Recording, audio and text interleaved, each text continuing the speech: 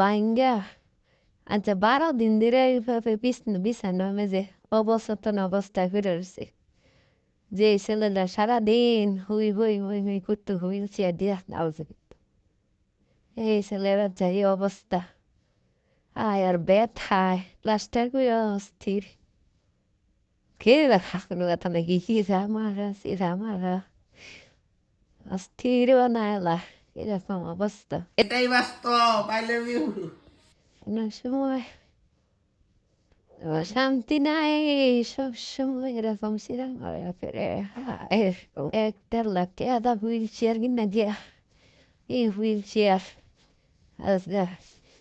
এই হুইল চেয়ারটা ফুইয়া মাটির নিচে ফালা ভাঙছে। এই হুইল চেয়ার কাগজ না মুড়ায় ছেড়ে দিছি, আল্লাহ জানে কোন দিন আবার এই হুইল চেয়ার চালাইতে থাকবো। অবস্থা খুবই খারাপ, কষ্ট করতেছে অনেক, কষ্ট না আরেক হুইল চেয়ার, সেও হুইল চেয়ার ঘুমায় রয়েছে, সে খুব যাও মডেল অবস্থা, কি করতে এরকম অবস্থা।